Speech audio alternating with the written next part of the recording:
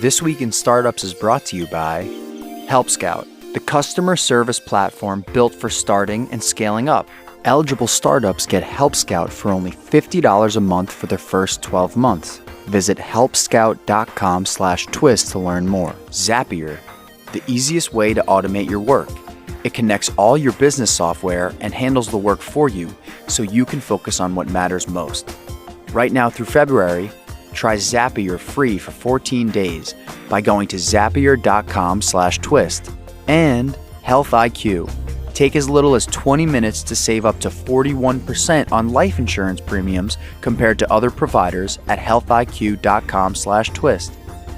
Hey everybody, welcome to another episode of This Week in Startups. If you follow me on the Twitter, you know I got knocked on my ass back in December over the break. Got some terrible flu or something. A lot of people got hit with it, and I was so beaten up over 3 weeks of fighting this thing, the worst I've ever had in my life. I had to get IVs. I didn't have to get them. I guess I elected to get them. And I tweeted it to get a little sympathy and to flex that I was getting IVs at home. Okay, boomer. And a fan of the podcast reached out, fan of the pod, Brian Moore, and he is the CEO and founder of Orreco, not Oracle, Orreco, ORRECO.com. And he said, hey, I'm a fan of the pod. I was seeing that you're sick. That's terrible. I run a blood company, a science company. I work with some of your friends in the NBA and other teams. And hey, here's some things to help you recover and maybe avoid getting sick to begin with. And I clicked on the link. You know, he didn't ask to be on the pod or wasn't selling anything. It was just, here's some advice to keep yourself resilient and to not get sick. And I clicked on Orreco and I looked at your website, Brian, and I was like, well, this is brilliant. I asked you a couple questions and I said, hey, next time you're in San Francisco, do come on the pod. And here we are, Brian Moore. You're in San Francisco and you're on This Week in Startups. Welcome to the program. Thanks very much. Pleasure to be here. Now, you're from Galway, Ireland. That's right. Wild West. The Wild West. I've been there myself. Did you guys ever widen the road between Dublin and Galway? Because I was there about 15 years ago, and you could fit about 2.5 cars. Yeah. And the way you guys drive those double-decker buses is terrorizing. Yeah, it's good for the reaction time and for the nervous. But it is wider than like 2.5 lanes for 3 cars? It is now. We decided that the grass growing down the middle, that was just, superfluous? Absolutely. So, yeah, it's we're now... we've got a full motorway. It's 2 hours straight to Dublin. So next time you fly, it took me about 4 or 5 when I went back in the day. Probably stopped for a pint somewhere though, didn't you? I did, and then I went to the Ring of Kerry and Cliffs of Moher and all that, and literally those double-decker buses. Yeah, they scare you. Were barreling down the highway, and I had been provided like a very wide BMW, to which my girlfriend at the time lost. You lost the left-hand mirror. Okay, yeah. I was going to say lost the BMW. No, the BMW was fine. The left-hand mirror was gone. Right. Because of those roads. I'll leave it at that. Tell me, Orreco, I know Or in Irish is gold. I don't know if you knew that. That's right. Thank you very much for that. That's very helpful. So I don't know, and obviously RECO, I'm not sure what that stands for, but... Recovery. Oh, recovery. Gold recovery. So gold recovery. Got it. Yeah. Okay. I know that. So what is it that Orreco does, and who are your customers, and why do they give you money? Sure. So we look after some of the best athletes on the planet. Our job is to help them to optimize their recovery and to play as long as they can, and we do that using biomarkers and data science, machine learning. So take small amounts of blood and give them insights about how their body's adapting to the training, the games, and then help them recover to perform their best on any given day. Okay, so it's like Fitbit for professional athletes in a way? Absolutely. We'll take all the data out of your Fitbit in terms of the distance you traveled, the intensity you're working at, but it's like that really super high end. We take, like for a pro athlete, if you're in the NBA, you've got second spectrum data in your game, like how many passes you're making, how many minutes you're on the court, your accelerations, your decelerations. And then we'll also look at your training data, so in the training facility, and map that all together, because that gets pretty complicated very quickly. So are you pulling blood as well? And if so, how often and what quantity? That's a great question. So we we started off and we were taking venous sampling, so 2 or 3 tubes of blood, and we're getting really lots and lots of information around your immune system, around like muscle damage, around your hormones, how you're adapting to your training. And we realized, and that was great, you could do it maybe once a quarter. In Olympics, they'll probably do it once a month. They're more used to it. And in the NBA, for example, there's a CBA. So there's limits to what you can... Collective bargaining agreement. Absolutely, yeah. Sorry. So the players have fought, perhaps against their own best interest, to have their blood taken as little as possible? No, I think there's kind of rules and regulations to make sure that the information is being used to help the player, which ordinarily Okay, so it's a privacy issue. Absolutely, yeah. But there is some concern, I guess, from the players' union, where I'm just interpreting this, much like people who own cars and have black boxes in cars, that this data could be used against them, perhaps in a contract negotiation where they could be suspended. So putting aside using substances that you're not supposed to use, you're not checking for that kind of stuff anyway. No, not at all. Right. No, we're partnered with the NBA Players Association. We're their official bioanalytics partner. Got it. So they went through all our evidence, because there's a lot of noise in the space. So they make sure that we have 300 peer-reviewed papers, we have 16 PhDs on staff. They could see what we have, and they said, okay, if you're an athlete and in your own time, and I mean the off season in particular, when you do a lot of heavy work, that they suggested that their athletes come to us. So can you say which teams you work with, or a team you work with? Sure, some of them. Yeah. Some we've signed confidentiality, so okay. come after my children's children. Yeah. Which is fine. But the teams we can talk about are the Dallas Mavericks. Okay, my boy Mark Cuban. Mark, yeah, he's fantastic. So open to new ideas, but equally very, very. He has a low tolerance, I would say. I know you don't have a swear jar anymore, but he'll have a low bullshit tolerance. He'll find out very quickly if you're. If it's legit or not. Absolutely. And his trainer, Casey Smith at the Mavs. So we we work with the Mavs, also do some work with Chelsea Lane, the Hawks. Got it. And it's kind of designed there to optimize their players. So of the players, they have 15 people on the roster, I believe. Yeah. How many of them elect to do this? Do they have to elect to do this, or is it mandatory? It's completely optional for the team, so it's there to help. So Casey would say, I think 14 of the 15 players will report. So the players are into this. Absolutely, they can see, because it's brand new. Yeah. They can say, okay, this is giving me the feedback is, man, that's exactly how I feel. So you mentioned biomarkers. Explain to a neophyte what a biomarker is. And what you learn from them, and is what you learn from them in that biomarker at the moment, or the biomarker over time? They're really good questions. That's why I'm the host of the show. We've done 1,000 of these. So. Okay. Well, it shows. But thank you. I appreciate it. Yeah. A biomarker is a biological marker that gives you like an indication of a process, something that's going on in your body. Okay. So it's a generic term for something going on in your body. Exactly. Yeah. We could be, we look at cells, for example, or hormones. So like your red blood cells carry oxygen around your body. Gotcha. Your white blood cells help with your immune system. So we look at things like inflammation in your system, and we'll understand what's happening day to day. Some of the biomarkers will look back in time, some are of the moment. So for example, we'll look at your free radical levels and your antioxidants. That's giving you a state of play like today, like you're driving your Tesla. It's like a check engine light for today. Gotcha. The free radicals. Exactly, and antioxidants. And antioxidants. And the balance between the two. Got it. And also we'll look at your high sensitivity CRP. So that's a measure of your inflammation in your body.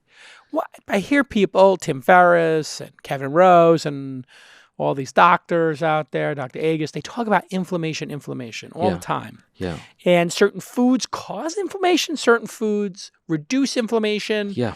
Stress, I think, causes inflammation. Absolutely.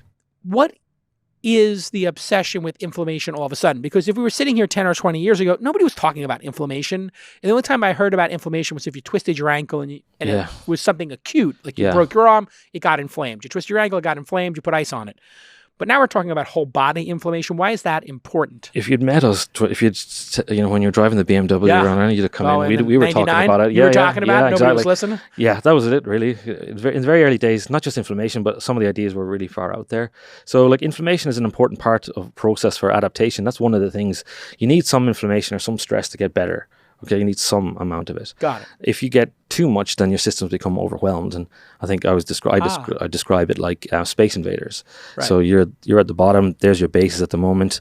There's free radicals at the top, inflammation. And once they overwhelm your defenses, I talked to one of the players, and they said, "Yeah." I said, "What happens then?" They're like, "Yeah, you're dead." So, but you're that's sick. When you crash and burn. You're sick. That's you're injured. when you're exhausted and you get sick. Absolutely, and it's on a continuum. Got it. We can use foods like that are rich in antioxidants to help reduce inflammation. So antioxidants can reduce inflammation. Yeah. Inflammation is healthy. If I'm lifting weights, my muscles are going to get ripped up, and there'll be some inflammation, which tells my body to heal it. You need some amount of inflammation to get adaptation, and so when you pop in anti-inflammatories, that knocks out your adaptation. You know, if you're using ice baths all the time, again, that'll suppress inflammation. So it'll actually you'll get less return on your training. So you need some inflammation to get better, and it's just when that balance gets out of whack that then problems can happen. And we're using that as a surrogate then to say, okay, you're adapting to your load or you're not adapting to your load. Got it. And one of the things, like, if you get... And load means training or the workouts or the games. Exactly. But the like, exertion. Yeah, but it's like us all. Like, if you stressed, like this, the saying in Ireland, I think it has to be Yeats or Wilde, it's like, when you hit 40, you get the face you deserve. You know? Yeah. So, like, that if you're under pressure all the time and you're stressed and you're not sleeping, and, you know, that's one of the things for us as sports scientists, you know, if you're saying, eat more vegetables, sleep lots, limit your amount of alcohol, like, that gets pretty old pretty quickly. You know, you can't keep saying the same thing over and over again. So we use this information to kind of, it's adapting to that Fitbit that you talked about. Right. So I did 10,000 steps. So what? What do I do tomorrow? What do I do tomorrow? Because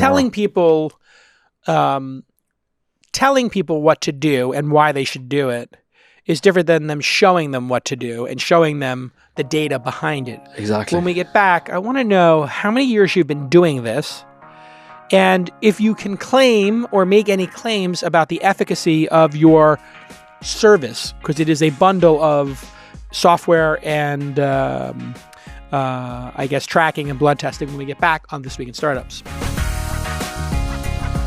Do you know it costs at least 5 times as much to acquire a new customer as it does to keep an existing one? Your existing clients are your best new clients. Don't lose them.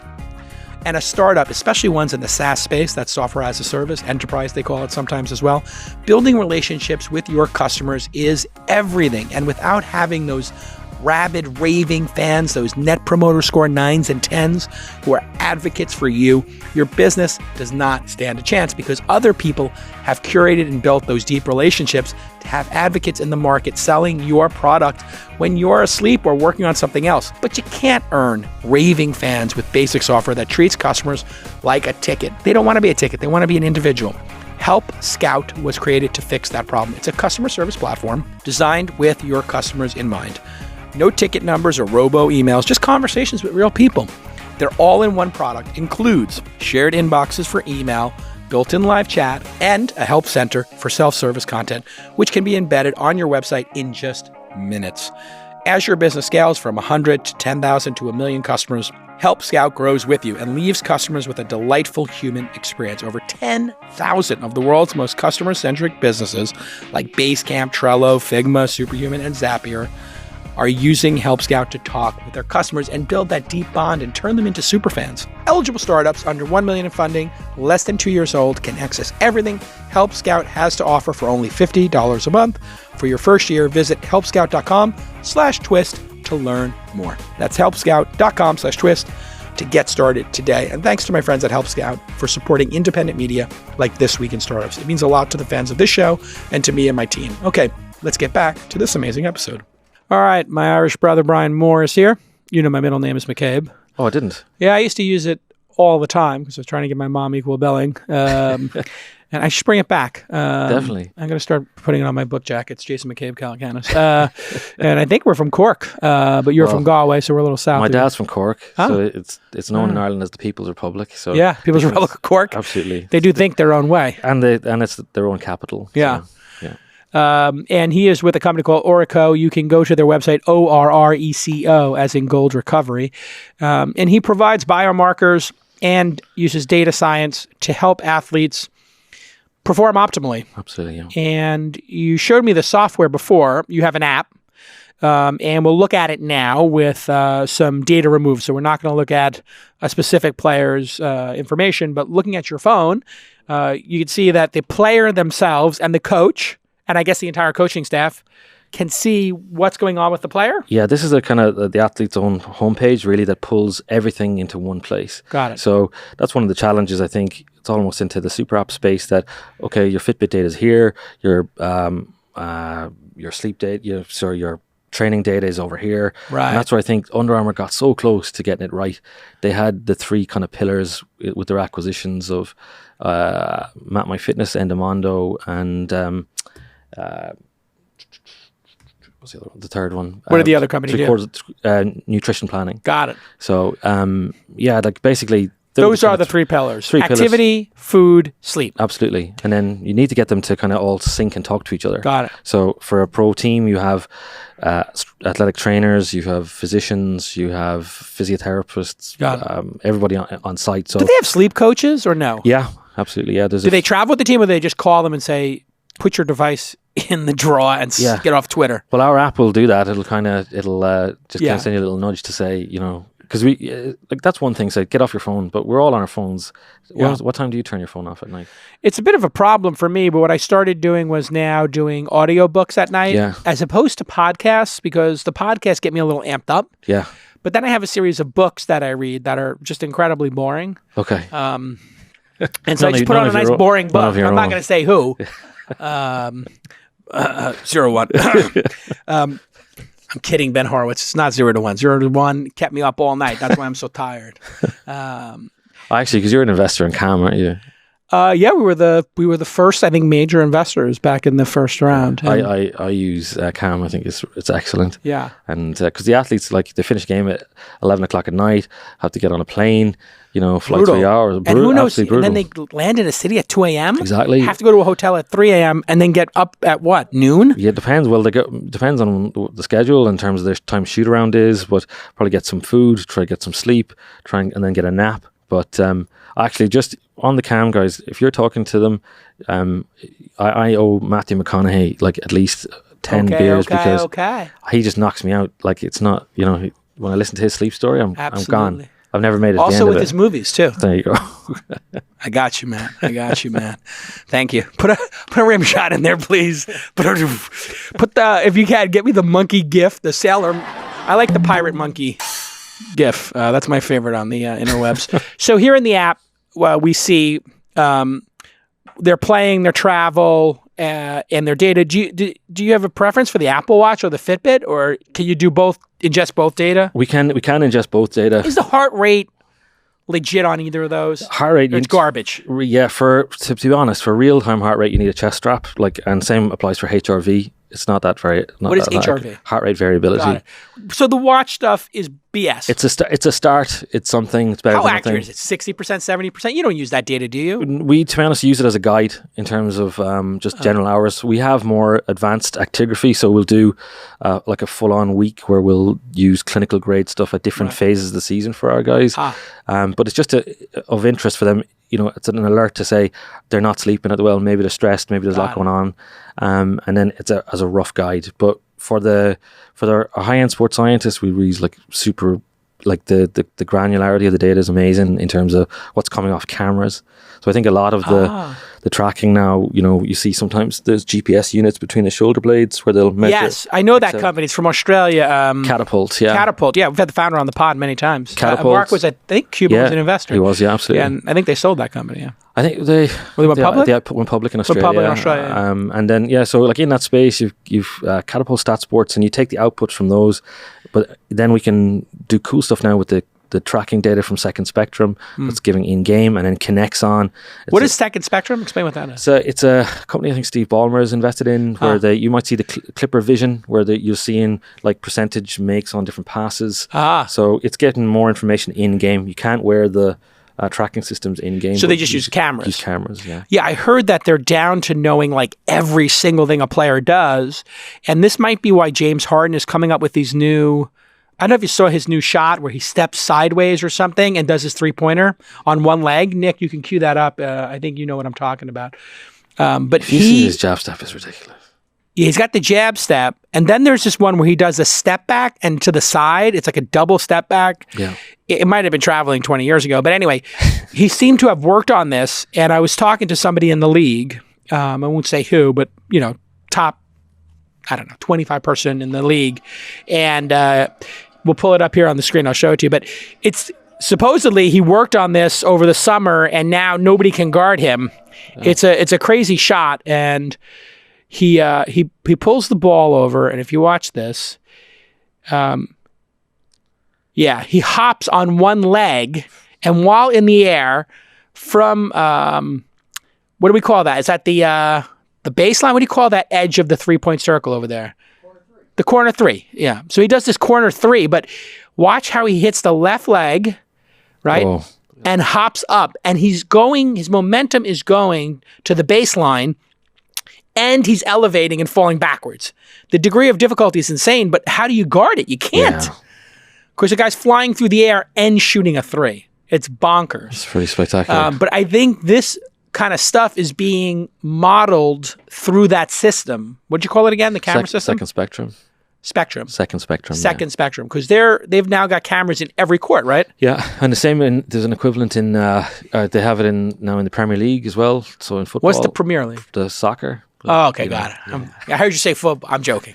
No, in soccer too. Yeah, yeah.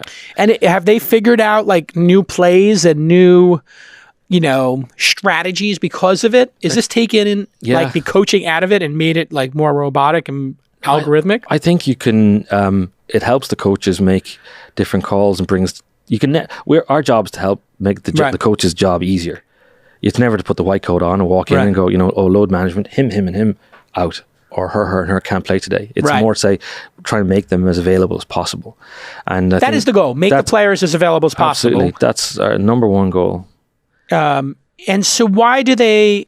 You've been doing this for 2 years for teams, or is this the third year? No, we're heading into our sixth year with the team that's the longest running. With the team that's the longest running, yeah. How has it changed? We won't say the name of it. How has it changed their decision making, signing of players? Minutes players get? Walk through, because they're not doing it for 6 years to test it. No. 2 or 3 years would be a test. Yeah. 4, 5, or 6 years means they're paying you some pretty penny for this. We're an expensive solution. Hundreds of thousands a year per team, I would assume? Yes. Or 7 figures? Yeah, hundreds of thousands. Hundreds of thousands. So, listen, Marc is, he's not cheap, but he's frugal. He's not going to waste money, at least not on that. At least not on like player optimization. So any team that's doing it 4, 5, or 6 years, they got to have some thesis. What are the top 3 reasons? If I were to ask them, top 3 reasons you use this in order. Well, I'm a really nice guy. Yeah. But apart from that, the charity. Yeah, absolutely. Yeah. No, it's. I think they're seeing tangible results on an individual level. It's telling them things that they didn't already know. In terms, it's allowing you. So it's new insights on the individual level, and to look under the hood. So beyond minutes, it's to say you and I can play the same minutes. You're obviously taking really good care of yourself. So, Yeah. So I was up late and I'm a bit jet lagged and whatever. How does that impact on me? Got it. And then it also allows them to kind of personalize the nutrition, because you might need, deficient in a certain. So number one is to understand the player with new data. Yes. And these guys and gals who run these companies now, they're all data junkies. Yeah. So any new data, they're going to take it as an edge. Well, I think to make decisions on playing time. In the early days, it was, I think any data was like, okay, this is new data. Now teams have realized, hang on a second, data is fine. We're drowning in it. It's typically a small cohort of people, guys and gals, who say, this is all the data. You go and figure it out and come back to me. Right. And so we're designed as a team within the team to help them, gives them another input into their data set, and then our data science team then help mine it all together. Got it. So does that make sense? Yes. And so what is the outcome? I guess I'm getting at of if I were to ask them, what are you getting out of this? Why do you pay for this? Yeah, so the Mavs, like year before last, had 0 days lost to illness. Of 15 players across 82 games. Yeah, that was it. Yeah, like just over a year ago. It's Casey Smith, he was quoted in the New York Times piece, where they had 0 days lost, and that's not us. That's like we're saying. Like it's basically we contributed to it. Our nutrition team went in and worked with the individuals. How many days does the average NBA player lose typically? I think it was like 5. Like there was 4 to 5. 4 to 5 per player. I know. Across a team, you're kind of like 6 and 7s because players will still play when they're feeling under the weather. Got it. So they would have 6 or 7 days where somebody's just hard out. They got the flu. They can't get on the court. Yeah, they're not on Twitter though saying, "Oh, woe is me." Woe is me. Look at my IV. Yes. Crying like a baby. Well, you can, as a pro athlete, you can't have an IV because there's rules around how much. They can't do an IV? No, there's rules about Post how much. game, can they do an IV? There's really strict rules around IV use. Wait a second. Yeah. That makes no sense to me. Why? What's the justification? I think, particularly in Olympic sport, that there's and in the Premier League and in anything that's associated with the World Anti-Doping Agency. Got it. There's very strict rules around how much you can use in an infusion as an anti-doping procedure. Really. Got it. All right, when we get back from this quick break, I want to know about that EPO and how you think about what supplements and what techniques and how the world thinks about it should be legal versus not when we get back on This Week in Startups. Hey everybody, we're back with our Zap of the Week from Zapier. You know Zapier makes you happier. And at launch, we use project management software to track all of our different projects like you probably do at your company. And we have so many projects and things are constantly changing here that our associate Presh created a Zap that updates our Slack channel whenever things are changed. This is really helpful. So this Zap gives our organization real-time updates on what's changing on Monday.com. If you haven't heard of Monday.com, it's project management software. And this makes us so much happier. Zapier, as you know, is the easiest way to automate your work. So I want you to study everything you do and then write down on a piece of paper something you do that takes more than an hour a week. And I want you to consider, is there a Zap you could create that would make this process seamless and take it off your plate? That's what we do here, and it works so well. You can instantly engage with leads and send them your CRM in a spreadsheet, let's say. Or you can integrate with 1,500 different applications. You know all the applications they have, whether it's Google Docs or Airtable, Asana, Squarespace, whatever. All these sites have APIs. So I want you to go to zapier.com/twist to connect the apps you use most. And you're going to join more than 4.5 million people who are saving an average of 40 hours per month using Zapier. Right now, through February, try Zapier for free by going to our special link. Yeah, that's right, free. You don't have to spend a bunch of money. You can just use it for free. Zapier.com/twist, Zapier.com/twist. That's Zapier.com/twist for your 14-day free trial. Zapier.com/twist. Zapier makes you happier. All right, it's a great episode, and actually, Marc Andreessen is watching the live stream, and he's got a question. Oh. So when we get to the fourth, he's a big fan of the show. So when we get to the fourth segment, I'll have Marc Andreessen come on and ask the question. He's a big fan of the pod. So when we left, I wanted to talk to you a little bit. I know that you had studied EPO. You got into this because your parents were... Both my parents were biomedical scientists. Yeah. So yeah, my dad was in hematology. You were in the blood business? No, last thing I wanted to do, I love sports. But your parents were in the blood business? Yeah, my dad was a young, he was one of the youngest chief biomedical scientists in hematology. My mom did cytology, studying cells and so cervical cancer. Really? And yeah, so... but all I wanted to do. Sure, was you guys aren't vampires or something? No, like we do. Yeah, vampire cult from Galway. We do collect blood. You know, and do you like the dark? So, you get into this in college. Yeah. And you're studying blood in college. When did you first get into blood? Really, I studied physical education and sports science, and the place I wanted to get into was a place called Strawberry Hill in London. It's a PE teacher training college for. You wanted to be a gym teacher? Yeah, absolutely. Yeah. Well, I wanted to be a pro athlete, and I said, "What's a way I can definitely get paid to play sports?" Right. And I was like, "Gym teacher."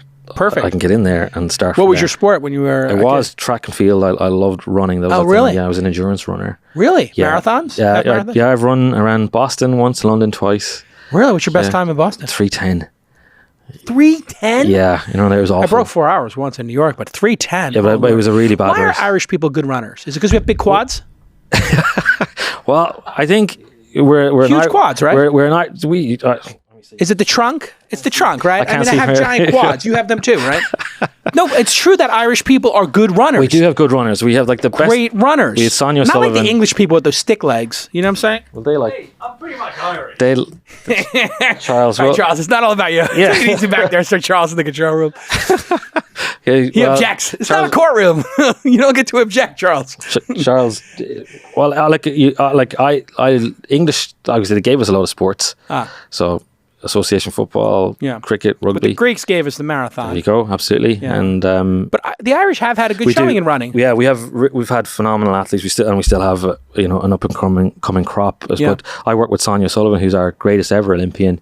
She won silver in Sydney and what multiple sport Olympic did she do? champion. Track and field, 5K. She was she's second in. What Sydney. makes up for the? I mean, we might as well just go there. The regional differences when you look at is the blood involved? Is genetics involved in long distance running? Because the Ethiopians have just been tremendous in their winning, and there is a biological case for this. Correct? Yeah. It comes back to you asking me how this got started. So my very first day in university, I landed, and all I wanted to do was be a gym teacher. Right. Love physiology, and on that day, Moses Kiptanui, the world champion, Olympic silver and world medalist, ran past me, and I was just randomly in London. Randomly, it was as far as I knew.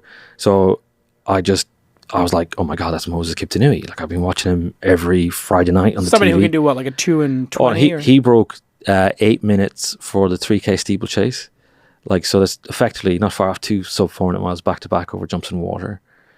That's bonkers. It is. And you were saying about my Boston Marathon, I did 3:10, but I did a 40-minute 10K and then a 20-mile cool down because I got the pacing all wrong. It was terrible. So bad. Anyway, Moses ran past me and I was like, oh my God, I might never see him again. This is like I was 17, dropped my bag, full Forrest Gump, ran after him. Yeah, jeans. I'm picturing it here. There you go. And basically then You didn't catch him. No, I didn't. He was over the shoulder going, oh my God, like what? I've been chased by some lunatic. Yeah. But then in the jigs and the reels of it, about 6 years later, I was in his house taking his blood because in that meantime, I did an undergraduate dissertation and to see like, is the blood of an athlete different to the blood of a non-athlete? And the answer is there's certain numbers that are a little different, but, but that's nurture, not nature. Yeah, there's different things. When you train really hard, your blood becomes a bit more dilute, so the plasma volume expands, so it can flow easier, so the counts drop. There's loads. It's amazing. It's amazing. Like I wrote my PhD. I put at the start. It was a physiologist from the 1800s, a pathophysiologist, said blood cells are like cut flowers. They don't last, but it's a tribute to nature's recondite harmony. Despite life's perturbations, they're maintained within narrow limits. So your body is constantly regulating everything all the time, which is amazing. So if things jump out of range, then you know it's significant. And what we do is, when was the last time you got a blood test? Like a month ago. Okay, and when you got the results back, they were... Oh my God. I mean, we did 15 vials. I got this crazy doctor. Oh, yeah. I'm like in this concierge level of doctoring now. It's pretty fancy. And white glove.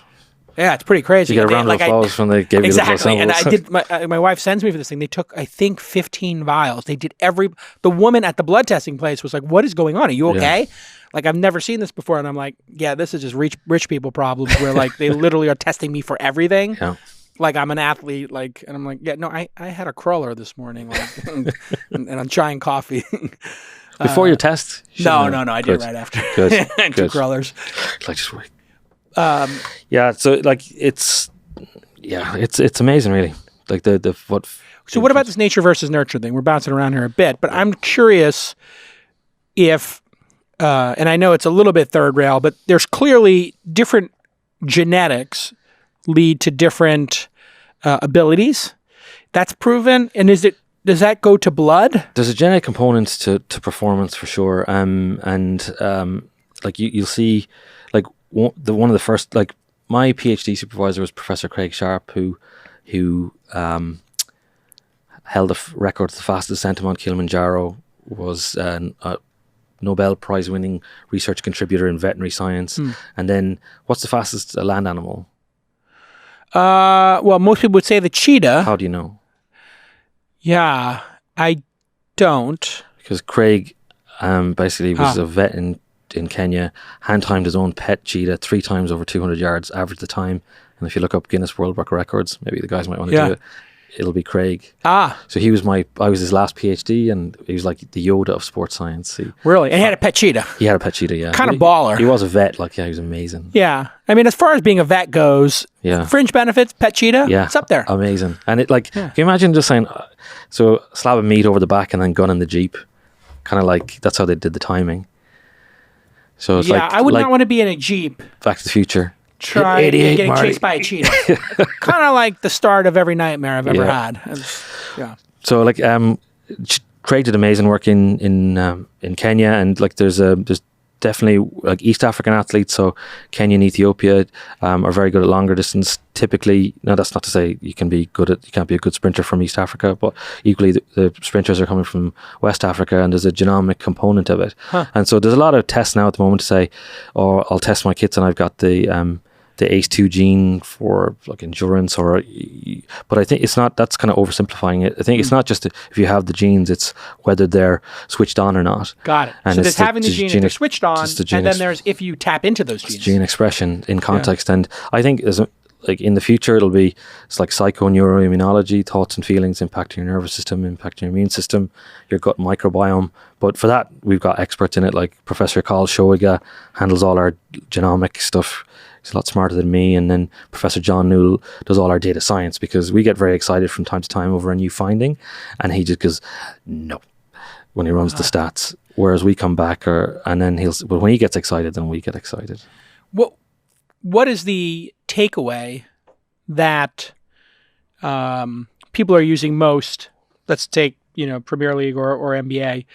Is it how often to play players, or diet or sleep? What are the things that you've had the biggest impact on as a company? I think the really exciting or the very interesting ones have been times where we flagged a player that their risk of illness or injury is going up, and they get sick or hurt. So, interesting. So you could predict that somebody might get hurt, tear an ACL or tear their Achilles because they're weak? It's more to say that you can't say you're going to tear an Achilles, but you can say that your risk profile is going up because you're under-recovered and your system is under huge pressure. So it's a combination of how this all started. Mark Stein did an amazing article on us in the New York Times that talked about this work, and JJ Barea had kind of talked about him being flagging, and he was feeling fatigued and then had a soft tissue injury. So there's a lot of folks that will say... So when fatigued, injury risk goes up. Obviously, illness risk goes up. But illness is... going to pass. Injury is going to last. Yeah, absolutely. Depends. And there's amazing practitioners in the league. You've got Alex McKechnie in Toronto Raptors, like Casey, Andy Barr, who was at the Knicks. We talk about if your car, the chassis has to be set up properly. Yeah. But if there's an imbalance and then you put torque through it, then boom, things are going to go pop. Yeah. So it's going to you have to be robust and strong, and then our work then helps you figure out when to put the foot down or when to back off. Got it. So, and what impact does alcohol have on all of this? Yeah, it slows recovery really significantly, and which upsets me to say as an Irishman. Yeah, and I'm kind of broken up, but we're kind of having them. I know. You take the Kleenex over here, but a pint is not going to help the situation. Period. No, I mean it's about balance. I wouldn't have an issue with a player having a pint. It's more if there's a lot of pints, because it's not just slowing down your regeneration, also impacts your sleep. I don't know if you notice off your Fitbit if you have a couple of glasses of wine. Oh my God, it's terrible for me. Terrible for me. Yeah. So I'm glad. I mean, if I drink, I'm a lightweight, but sometimes I'll have one of those Macallan 18s or something. a nice Scotch or something, and oh my Lord. Yeah, it really does impact on you. I mean, if I have two of those, my sleep, I'm 3 hours in, I'm tossing and turning. It's terrible. What about cannabis? Because A number of people in the league, like Steve Kerr, have been proponents of it, taking all these anti-inflammatory drugs like Alonzo Mourning and Patrick Ewing, and that generation of centers were taking Motrin or whatever, ibuprofen, like it was M&Ms, they said. Giant bowls of them. Yeah. Could not have been healthy for them. Could lead to kidney failure, I heard, or something. It can cause kidney issues. It rips through your gut lining. It causes a lot of problems. And, and cannabis has some anti-inflammatory properties, or too soon to tell? I think it's very early. There's some interesting trials, particularly around pain management for cancer patients, and so there's obviously really important work happening there. For athletes, a big concern is using CBD type products is if it gets contaminated and you pop a drug test. So something to be kind of aware. It's kind of ridiculous that it's becoming legal in the majority of states in America, and then you're forcing NBA players who live in those states to not be allowed to use it on the federal level. Yeah. And suspending them if they do use it, when this is likely, or all indications are that this is certainly better than taking OxyContin or Percocet, which I also understand are like M&Ms in the league and are passed around like as such. Well, I think you have to be. We're really lucky in the last week or so. Joe Dumars joined your board. He's joined our board. Yeah, Bad Boy Pistons. Absolutely, but he's a gentleman. He's such a nice man. He is now. Yes. So age will take the edge off, but shows a gent, and he's amazing. Just watch out for elbows in the boardroom, quite literally.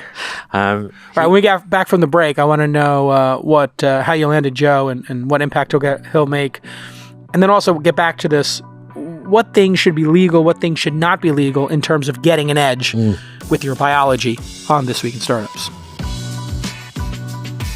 Do you average 8 hours of sleep a night? That's what I'm trying to do. And you know what else I'm trying to do? I'm trying to eat more plants. I want that plant-based diet. I ate Gailan. I'm eating some broccoli. I got the broccoli rabe. I'm trying to be healthy. And I'm working out over 4 times a week. And if you're doing that, you're going to qualify for Health IQ. What's Health IQ? Well, it's the reward for having a healthy lifestyle. Health IQ uses science and data to lower your life insurance rates, because people like us who work out 4 or more times a week and who sleep 8 hours and who eat those greens, we deserve a better rate. Health IQ can save you up to 41%. That's right, up to 41%, because physically active people, you know this, are going to have a significantly lower risk of heart disease, cancer, and the big one, diabetes, right? Health IQ is not just a lead generator. No, they take customers through the entire application process, and the policy is underwritten by one of their top insurance partners. These savings are exclusive to Health IQ. You can get them nowhere else, and you must qualify to get the special rate. You have to qualify. You have to eat your veggies. You got to sleep, all the things your mom told you to do. You got to work out. So here is your call to action. Find out if you qualify as elite by taking as little as 20 minutes to save up to 41%. Is that worth it, 20 minutes to save up to 41% on your life insurance premiums? Compared to other providers, healthiq.com/twist. That's where I want you to go. healthiq.com/twist to save up to 41%. That's right, healthiq.com/twist, and start the process with the Health IQ quiz. I took it, it's fun, it's easy, and there is no commitment. And you'll learn about more opportunities to be rewarded for your commitment to healthy living. One more time, eat your veggies, sleep 8 hours, exercise 4 or more times a week, and get rewarded for it by visiting healthiq.com/twist. It's an incredible service. And if you're not working out 4 times a week, come on, it's 2020. Let's do this, people. All right, let's get back to this amazing episode. All right, Brian Moore is here with us, CEO and founder of Orreco. Orreco. Orreco.com. It's Dr. Brian Moore, because my mom will kill me if she said you worked too hard for that PhD, not to have it mentioned. Dr. Brian Moore, Thank PhD. You. Congratulations. Thank you. Amazing. Mr. McCabe. So what should be legal? What shouldn't be legal when it comes to athletes? Obviously, swapping out your blood that you trained at a higher level feels like cheating to me, but training at a higher elevation does not. Yes. Are we in sync on that? Absolutely. So. Okay. Whatever you could eat in nature seems legal to me.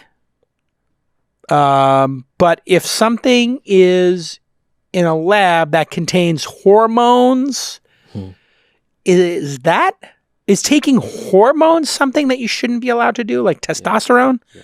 So hormones should not be allowed. Yeah. But precursors to Anabolics. hormones, things that facilitate the creation of hormones, okay or not okay? To be honest, I think there's a very fine line between pushing the boundaries and cheating, and it goes against the spirit of the of sport. And like for me, I helped in my early days. I helped validate the EPO tests. What is that EPO? EPO, erythropoietin, is a hormone that's produced in the kidney. It makes your long bones produce red blood cells. If you've got more red blood cells, you've got a bigger engine and you can go for longer. Right. And it kind of ruined sport in the 90s. Right. This is what Lance Armstrong and many other cyclists were taking. Absolutely. Yeah. And you would take these as a shot? Yeah, they were taking them as a shot, and what it would do would be it would basically accelerate red cell production, and then when you stop taking it, it decelerates, so your marrow pretty much shuts down. But the cyclists and runners and endurance athletes' blood was becoming so thick that they were literally dying at nighttime. They were of heart attacks. And because EPO would put too many red blood cells in. You said before that the Kenyans or the Ethiopians had thin blood from running. Everybody who works hard, trains hard, the blood becomes more dilute, so it helps it to flow easier, so you can deliver the oxygen. So I helped validate the model, because people would say, my numbers are off because I went to altitude and I've just come back from 3 weeks in the mountains. So I said, okay. And I was getting fed up of people beating athletes that I knew were competing cleanly and fairly to do that. So Sonia was an amazing example. She was robbed through the 90s. And one of the other challenges about it, I think one of the... you're also up against these other countries like Russia or North Korea or China, who maybe don't have the same ethical or moral compass regarding this. Well, I think if you did you see the Icarus documentary? I'm halfway through it. I forgot to finish it. It's like, go back and check it. Yeah, I got to finish it. It's like if you read that in a Grisham novel, you'd be like, nah, it's too far-fetched. Right. So, like... the basic gist of it is Putin wanted to win. He was endorsing this. Well, sport is can be a plaything internationally and politically. So, for the sad thing about drugs, I think, is that it's difficult sometimes to look at something, an amazing performance, and not ask questions. Right. That's what kind of takes the good out of it. I do believe it is possible to compete cleanly and fairly and win. Like, it was one person, I got a bit disenfranchised for a time in Olympic sport, but there was one person that really that actually rekindled the spirit for me. I was working with people that were coming second, third, fifth, sixth. And I was like, is it possible to win? And then Ashton Eaton, the US decathlete. The first time I saw him in Oregon in about 2010, I think, I was like, oh my God, who is that? He was just running. I was like, this looks amazing. And he ended up breaking the world record in decathlon, retained his title, won it twice. It was before that. It was 2000 and he was clean. Yeah, absolutely. Competing cleanly and fairly. And of the last 20 years, last 30 years, since the 80s, I think this all started in the 80s, right? A lot of it. I mean, when you were in school, there was always a kid who was going to cut a corner. I think there's always... That kind of was me, but okay. Thanks for calling me out at it. But yes, there was a kid in my class who was cutting corners. Who looked like you. Guilty as charged. But so it's in nature, and I think if you go back to Greek times, there was substances being used. For us, we're all about clean sport, like working to the limits of your potential, and then often these athletes are absolutely wired to overreach. So a byproduct of people taking drugs is people who are clean have to train so much harder to try and compete against them, then they get hurt. So that's the killer. Wow, that stinks.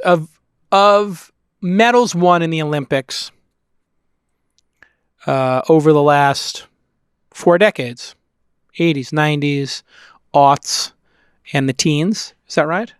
Of those 4 decades, up till now, what percentage of those medals and the athletes who won them do you think were doping? I couldn't honestly say. I don't know. I do know there's some really good people working in the space. I left in 2002. I said I want to help people go faster without cheating. But people like Mike Ashenden, Rob Parasato, he wrote an amazing book called Blood Sports. That's one to check out if you're interested in this. I couldn't say. That's the thing. That's the sad thing. Right. Nobody knows. No. But every year you have dozens of people disqualified Yeah. in the drug testing process. And if dozens are getting tested or getting caught, that means dozens are getting through. Yeah, absolutely. That's a kind of a known failing. Now, they are getting smarter in terms of, like, there's a whereabouts system where you have to be guarantee where you are an hour of every day for in the Olympics. And if you've missed 3 of those tests, then that's a failed test. Wow. So they're working and they're trying. But I think my biggest thing is for the sporting public is to believe what you're seeing. And that's the sad thing about drugs in sport, aside from the health risks. There were some studies done of, abnormal samples of in blood profiling in some endurance sports. But again, I'm really focusing on the ones that are clean and want to be the best they can be. Have you started to look into the impact of impact in sports? People don't think of basketball as a high impact sport, but obviously there's now a concussion protocol, and we've been seeing more and more of that. There's obviously injuries like ACLs and knees and meniscus and all that kind of stuff, very well known stuff. But contact and concussion is a major part of the protocol now. Have you started to think about that in terms of your models? We would partner with different research groups. So because it's so broad and such a wide area, and obviously we're early stage business, so we're really focused in on the getting the biomarkers right, building the ML analysis to build the recommended systems to help an athlete, and then we'll feed off the latest research in if it's concussion, if there's blood-based biomarkers, the degree of it, or if there is research to minimize the impacts of concussion, like evidence-based, then we'll look at that too. Yeah. So it's really, we're kind of like trying to I suppose be that kind of assistant coach for the client to say, okay, have you looked at this? And then here, take this to your medical team. Has there been something that's come out of the machine learning part of this? I'm not sure where you're at in terms of dumping data into an algorithm and seeing what comes out. But a lot of times people say, we're not sure exactly why the algorithm gave us this answer. It doesn't actually explain it. It just analyzes the data and says, here's the next video you should watch. Yeah. And why it's telling you to watch that video, it may or not, YouTube in that example may or may not know why that came up and why the algorithm said to do it, because the data sets are so ginormous. Yeah. And it may not actually be a healthy reason. So are you using machine learning to that level yet? And have there been things that have come out as recommendations or insights that are confusing or surprising? Definitely. So, I mean, this is where... And what are they? It's like our data science is led by Professor Newell, a mathematician in Ireland, and we have a data science team working on this. And we're less about big data, but it's small data, but it's really rich data sets that we can really dig into it and use supervised and unsupervised learning. And sometimes on the unsupervised learning, players cluster and you don't know why. And that allows us to go and dig in a bit Define deeper. Unsupervised learning. So it's like that we're using basically the algorithms are picking out or selecting cohorts of athletes that are clustering around similar kind of characteristics. Got it. And so rather than we're not using the input and the output, we're just looking exactly at here's a data set, cluster the athletes. And certain athletes that are performing extremely well, and there's other athletes that aren't performing very well. And that's where you start to dig in, and then you start seeing things like compromised immunity, or their muscle damage is extremely high. Right. But they've had the same load. So you try to understand. So Interesting. It's about being a 24-hour athlete. It's not about just, okay, I played X number of minutes. Got it. And that's where the really interesting insights are coming out. And then we can use this intervention with you. So we can hit you with the immunical, we can use your anthocyanins, whatever. But some athletes will respond to it, some won't. So it's just about finding what works for you. Fascinating. So the algorithm might just say, hey, here are 2 buckets of athletes. Yeah. They all had similar playing time. You pivoted on playing time. But the result is these ones are... performance is off and these ones' performance is crisp. Yeah. And then it's left for you to find out what happened when they're not in the game. Yeah. And the sleep tracker might give you some insights. That'll give you some insights as well. And their food diary, or if there's stress at home, or sponsor pressure, or so we work with the athletes' agents as well to help understand that. Got it. So the agents might be able to be a bridge to say, hey, your performance is a little bit off. Yeah. Yeah, you were, and it's interesting how your performance in Miami and New York seemed to be off, but when you're in Milwaukee and these other cities, you seem to be getting to bed on time, but for some reason in Miami, it must be time zones you're crossing, I think. Well, it was known for Michael Jordan. I mean, when he would be going to Vegas and playing blackjack until 4 or 5 in the morning and then still beating, or going to Atlantic City and then coming back and beating the Knicks. There were stories of him helicoptering down there, playing blackjack all night, coming back and just destroying the Knicks the next day. Like, amazing players can do amazing things. What we're trying to do is to say, let them to do that for as long as possible. So extend the blackjack session. Yeah, absolutely, yeah. Yeah, it's a delicate discussion because you do, as an athlete, get to have a life. You have to have a life. But the athletes who really do well, like Kobe, rest in peace, they sacrificed a lot in terms of, when they weren't on the court, just how they worked out. Is there a point at which people are working out too much? Is the Kobe work ethic where he was, just obsessive? Are you getting to the point where you're telling some people to back off the workouts? Yeah, absolutely. There's a point at which the law of diminishing marginal returns applies, where you put more in and you get less back. And using the biomarkers, and so I talked about the your individual threshold. So using the streaming algorithms, we'll find out what's normal for you. And then once you stay within in that zone, you're fine. If you start to test the limits, it's kind of like a put or call option on your portfolio. Right. This is where I'm happy, but if it goes outside that, then the risk is rocketing. Yeah. So, but if you can, and you can say that to a player, but if you can show them, so we'll have indications where, and these guys and girls are wired to overreach. They got to where they are by working extremely hard. Right. And we're not saying don't work hard. It's just like work smart and work hard at the right times.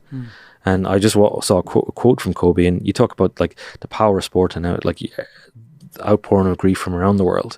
But he said that I saw a quote. He said, "Look, with his young family, the kids were waking up, and I was there in the morning, and I was there when they go to sleep. I just chose to sacrifice sleep, and we now know the impact of sleep." Right. Then that does have a. I did see that same quote where he worked out with weights, drove his kids to school, got in a helicopter, worked out, took the helicopter back. Yeah. And that was the origin of the helicopter for him. Was I wanted to just pick my kids up from school. Okay. And be able to be there for them. Yeah. And drop them off and pick them up from school, and then still get the workouts in. Yeah. I mean, the work ethic was insane. Yeah. Talk to me about continuous glucose and monitoring glucose. Are players doing that yet, where they put the pin in them and they continually monitor their glucose? And is that important for you as a data set to know their glucose levels all the time? Yeah. And what impact does sugar have? And is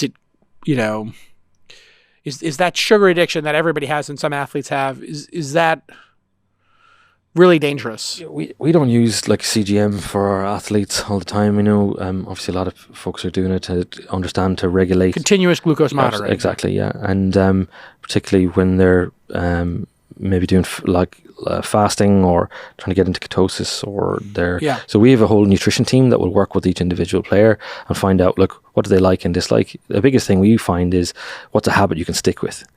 And like with respect to, if for day to day walking around with the CGM, it's not practical for an NBA player. So they have a dedicated team of nutritionists that will look at their sugar intake. We don't want buckets of sugar. Obviously, some of the athletes will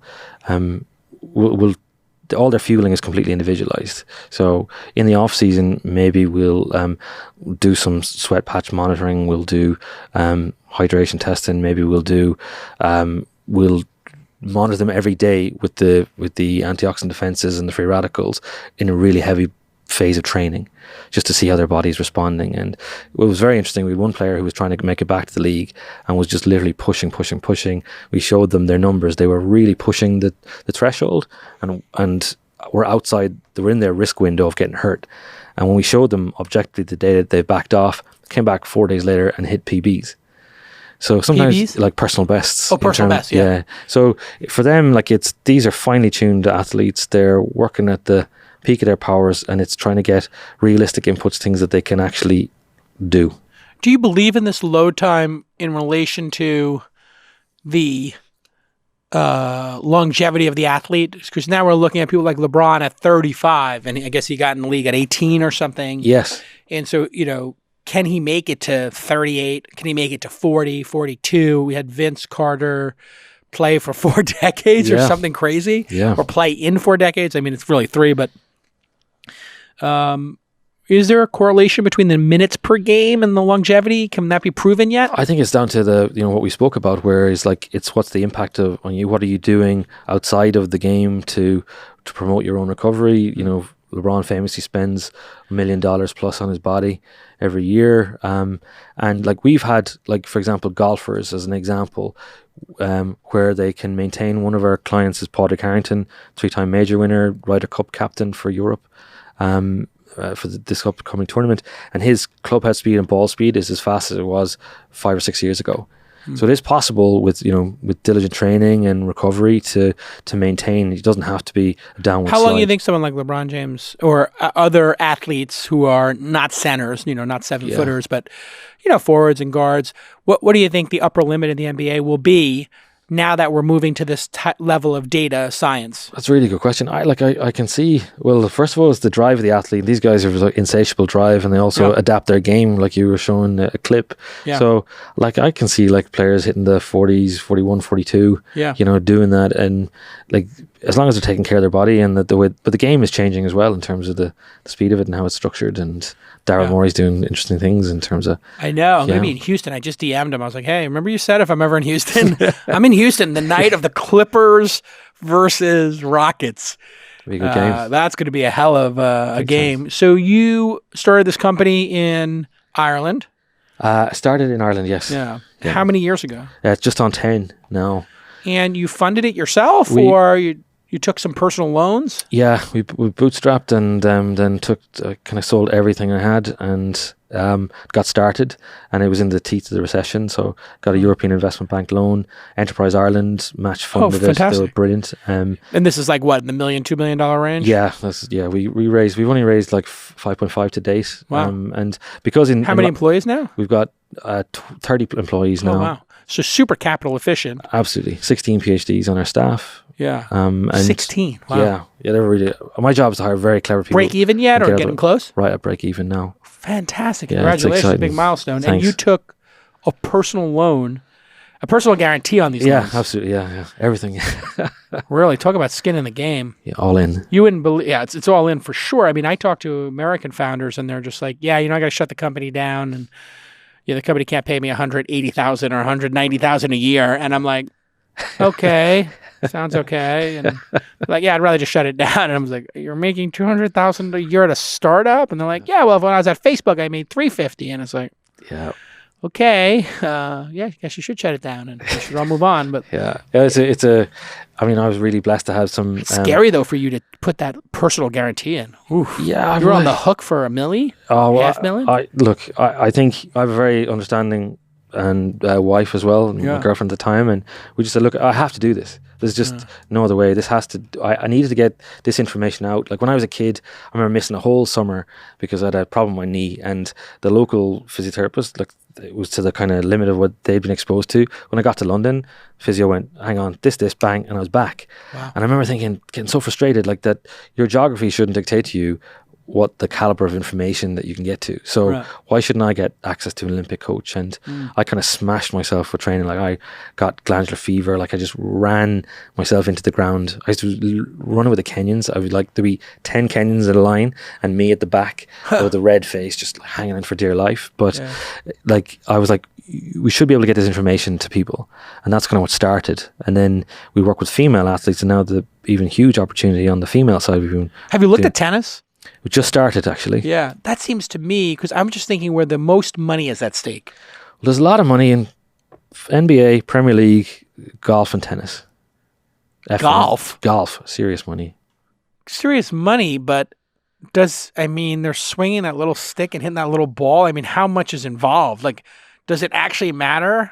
Oh, when we started this, I got the missive to say you're going to work with the international sailing team, and I threw all my toys out of the pram. I thought, what? Does anyone know what I do? Sailing guys. Sailing. I was like, what am I going to do? How difficult is it to like cut some cheese Well, and open a bottle of Chardonnay on the deck of a sailing ship? That's not work. I had the joke with the athletes, the sailors at the time. I said, less gin, more tonic. Yeah, exactly. More gin, less tonic. There we go. But, don't you guys sit down all the time? And when I went down, it was Dr. Pete Cunningham who did work with the Artemis America Cup Challenger here in San Francisco. Those guys are doing work. Amazing. And then I put the kit on, went down out in the boat. I was like, oh my God, you could see they're on the water for 6 hours. If they're doing America's Cup, there's a lot of transatlantic flying. It was really difficult. Oh, you know what? MMA and boxers are the other one. Boxers, a lot at stake. Yeah. Like anyone, but I would argue that we only get so many days on the planet. If you look at everything that we're doing should be around for each one of those days to be as good as possible. And why shouldn't you have that information to you that'll help that the best athletes are using? You ever consider moving the company here to America and being closer to the the NBA and your clients? Yeah, well, I'm relocating now to LA in the next month with my wife and our little fella Dahi. Fantastic. Yes. I lived in LA for 10 years. It's amazing. Great. It's a great You're spot. going to love it. I mean, it's going to be a little weird for you because it's warm every day. I know. Like literally, it's going to get to 55 one day and everybody's going to be talking about how cold it is and they can't take it. And you're going to laugh. We work with Dr. Patrick Kazarin in the Valley. He's in SRLA, and we have a lot of the athletes who come there in the off season. And I thought we'd landed in the sun. It was so hot. The Valley is really hot, but it's kind of nice over there now because they got rid of the smog issues. Pacific Palisades, also very nice. I lived in Brentwood when I lived there, but Pacific Palisades, a lot of athletes and folks live there. That's a nice place to live. Where you're going to put your office, or is it going to be a small team? We have the office in the Valley in the High Performance Center, and Studio City area where it'll be in Encino. Oh, Encino. Yeah. Well, then you should live in the Valley. Yeah, yeah, because you don't want to. Happiness in Los Angeles. Yeah. Is living within 10 minutes of your work, 15 minutes of your work. If you live in Pacific Palisades and had to get to the Valley every day, it's 10 miles or 15. It's 15 miles, and it's going to be an hour and a half, 2 hours. An hour and a half. It's going to be a disaster. Yeah. I mean, this is why Kobe got a helicopter, because he was trying to be. This is why Elon is building tunnels. He's literally started a company because he was going crazy on the 405, going to SpaceX. Maybe I can borrow your chopper.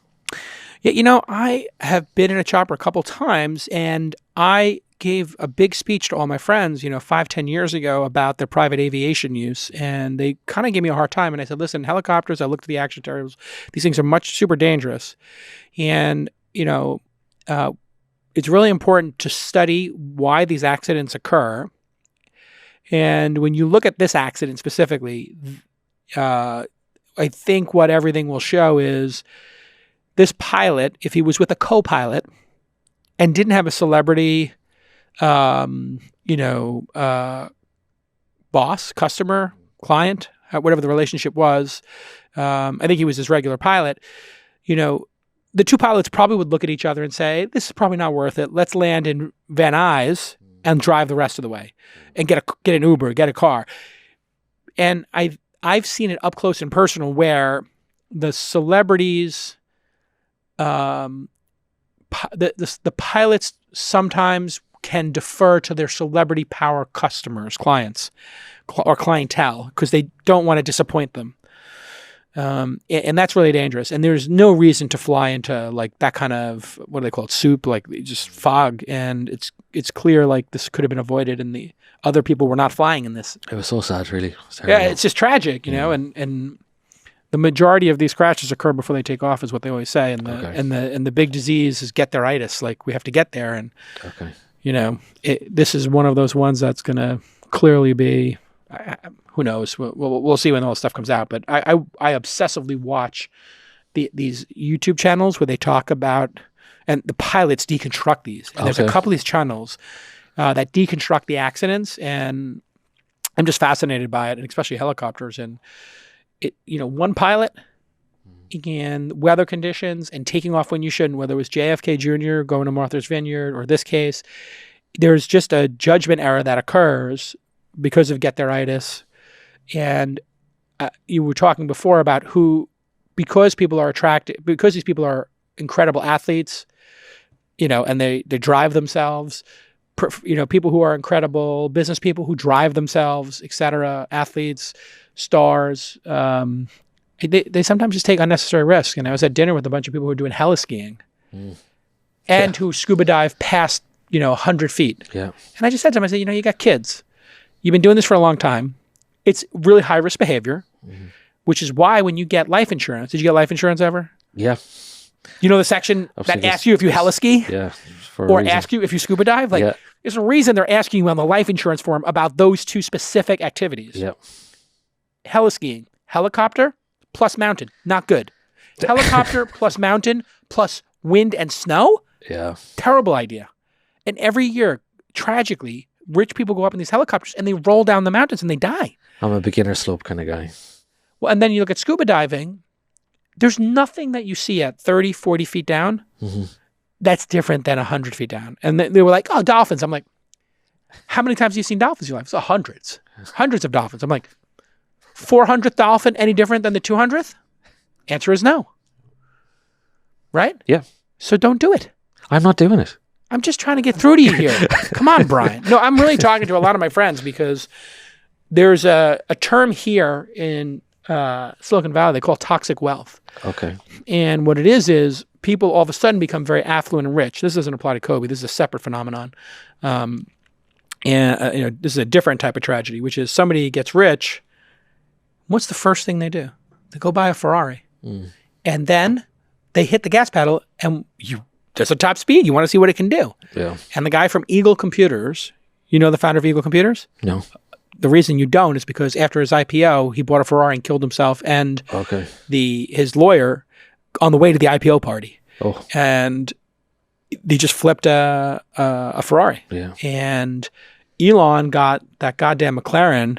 They can move. Which was a 3-seater, and he would drive in the middle. And I remember when he had the car, and I remember when he sold it. Like, that car is too fast for people, for any human. Like, it should only be on a track on McLaren at that level, that $1 million McLaren. Have you ever been to McLaren, to the setup there? No. Oh, it's amazing. Is it? Oh, where is it based? It's in Woking in London. Yeah. Just outside London. And it's like, what I imagine walking into the Death Star was like, it was so immaculately engineered. There's some very clever people working there. Yeah. And Elon very famously spun that car out with Peter Thiel in it going off an exit ramp on the 280, I think, in Palo Alto. And he did like some crazy, amount of damage to the car. Thankfully, he survived. But to be honest, that's like an analogy we use for the athletes. That imagine if you get two cars and you go down to, you buy a Ferrari, and you go to Maranello and say that we all go. Yeah. Charlie and Mark, and we go, let's go, and we all get. But the rule is, whoever finishes 20 laps gets to keep the car. But the only kind of rule is that you've got to max it. You've got to gun the car. Yeah. All right. And whoever survives. But we don't know which one's got no oil in it. We don't know which one's got low tire pressure. And that's the kind of our analogy with our athletes. Right. That you've got like phenomenal assets, and you yourself are like, you're your own corporation effectively in many ways. And that if you don't take those inputs, it's like gunning the car without knowing the tread on the tire. Exactly. And you can blow one of those out and the car flips, and now you've got somebody on 100 million, 250 million. I don't know what the biggest contract in the league is now, but it's getting towards 300 million now. Yeah, there's the contracts there. Yeah, I think. Yeah, 200. Like there was 5 years at 40 million a year. Yeah, and there was I think it was 3.3 billion or over 2 billion of guaranteed contracts written this summer. In the matter of days. So, yeah. I mean, it's an amazing industry. But that's why it's so critical the athletes are minding themselves. All right. Well, listen, congratulations on a decade of grinding through this and hitting success. Well, with help, we got support from, like I said, EI, True Ventures came in very, very early. Oh, really? True Ventures? Yeah. Wow. So who, Tony Conrad? Or? Phil Black. Oh, cool. Came in and... Was that the Series A or something? Series A, yeah. When did you do that? We did it just 2 years ago. We're doing a B now. Oh, okay. In this quarter. And right, maybe you save a slice for JCal. Maybe I can sneak in there and do a quick 500. Well, you are Irish, so... I'm Irish. Can sneak my way on that cap table, get a pint, we'll talk about it later. Once again, This Week in Startups, a front for me to weasel my way and get that little tiny slice of that cap table. I don't need a big slice. That's what I always tell people. Well, to match your quads. To match my giant quads, I need a tiny slice. That's it. I don't need a big slice of one company. I need my little tiny slices here to make a living. All right, listen, you've been a great guest. Thanks for coming on the pod. And thanks for reaching out to me when I was sick. And it did work, though, didn't it? Yeah, you pointed me towards, I guess we can mention the product you pointed me toward. It's called Immunocal. Immunocal. Yeah. It's made by a private company. Immunotech out of Canada. It's Immunotech out of Canada. Undenatured whey protein. So we don't, we basically go source the best in class around the world. You source this, or do the nutritionists on the teams already do it? Nutritionists on our team did it, and we share it with the staff. But there are nutritionists using it around, but we've kind of published on it. So that's the other thing. We've 300 peer review papers. 300, wow. Another one out today, because that was I saw your Theranos behind us, Bill Browder, and one of the things, like, it was Professor Craig Sharp, and then Carlo Bernard at Harvard. We spoke to him, and I said, Carlo, is this real? And he's like, there's no way microfluidics can do what they say it can do. Microfluidics. You mean Theranos? Yeah. Yeah, I mean, listen, there are breakthroughs, and typically when there's a breakthrough, people can explain it. Yeah. And if you can't explain the breakthrough, like if you ask Elon about self-driving and cameras versus LiDAR, he will give you an in-depth reasoning of why he believes 20 cameras are better than LiDAR. Mm-hmm. And we'll be able to get to self-driving and autopiloting better. And here's his reasoning. With Theranos, when you asked her to explain it, she would just talk in generalities and not let you see the machine. So you just knew it was a fraud. And ironically, when you read the book, it was the same kit we use as the Siemens analyzer that was at the back. Yeah. They literally were running people's test results in a bogus machine, taking the blood to the back room. Yeah. Putting the result into their bogus Fugazi machine. Yeah. Oh my God. Well, listen, you're a great guest. Everybody follow Orreco Brian, Orreco Brian on the Twitter. And are you hiring now? Or? Yeah. Great. Absolutely. So orreco.com. Engineers, sports scientists. Great. What a great company to work for. All right. And I got a text from Mark. He said he was listening to the private stream, and he asks, Jason, I'm so impressed how your bullishness on Tesla has paid off. In your opinion, what is your best Tesla rant you ever did? Oh, thanks, Mark. It's a great question. I thought this was for you, Brian, but I would say my best one, according to the guys in the control room, they pulled up this one. And thanks for the question, Mark, is this rant. And I'll just end with that. We'll see you all next time on This Week in Startups. It's the product, stupid. The product, the Model 3, is the greatest car ever made, hands down, period. And if the product's that good, someone like Elon Musk, who can land 2 rockets simultaneously back from space, is going to figure out how to get from 3,000 cars to 4,000 to 5,000. The fact that people are so critical of Tesla and Elon is just the nature of the fact that Elon sets incredible goals that are industry changing. He's changed the entire automotive industry. They laughed at him, and now they're all chasing him. So people are going to throw rocks at you for trying to change the world, but at the end of the day, it's the product, stupid. Look at the product. It is transcendent.